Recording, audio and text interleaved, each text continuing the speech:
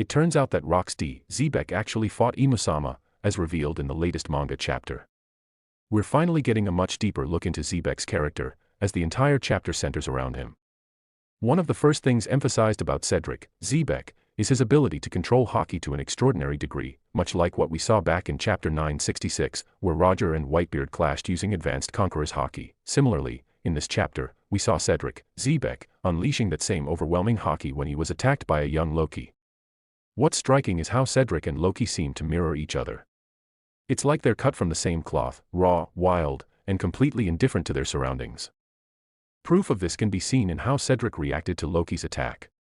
Despite suffering a wound, he remained calm and even declared that Loki was now qualified to summon his father, King Harald. This trait, being brutally honest and direct, is something Loki shares with Luffy as well. Loki is open about his intentions, just like Luffy openly declares his dream of becoming the Pirate King, never hiding it. This parallel suggests that both are destined for greatness, albeit on different paths. Now, returning to Rock's attack style, it's said that his swordsmanship is unique.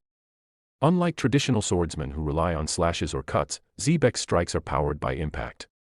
His attacks aren't flashy, but they're fueled purely by haki, reminiscent of how Kaido and Big Mom fight, not relying on weapons alone but letting their raw haki do the real damage.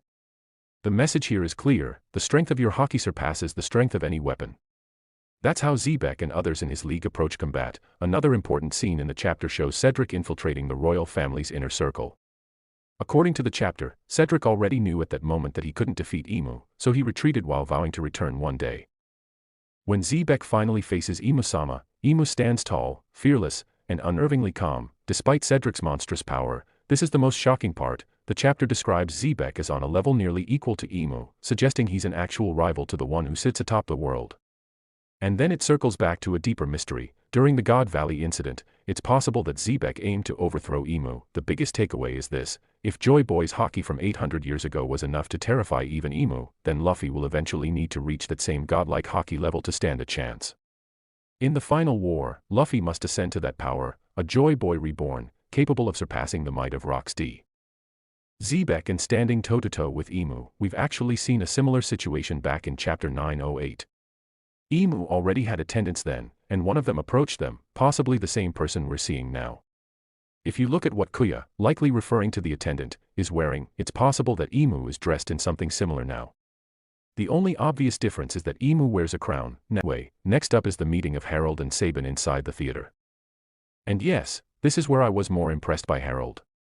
Imagine, Oda built up this moment to show just how monstrous Cedric is, fresh off having killed an admiral. And yet, Harald was able to go toe-to-toe with him in terms of haki. That's wildly impressive. Add to that the moment where Harald jumped down from the top of the red line, without even considering if he'd survive the fall or not. That feat alone already earned respect. Even Ultimo was impressed with Harald.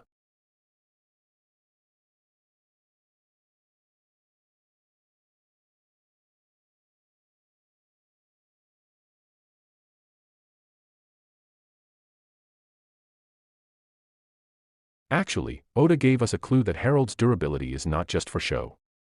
In the last chapter, we saw Loki jump down to the underworld and he didn't even get a scratch. And remember, Loki is just a one-day-old child who was thrown away by his mother, yet he survived. And that's it for today. If you enjoyed this, don't forget to like and subscribe for more anime and manga content. See you in the next one.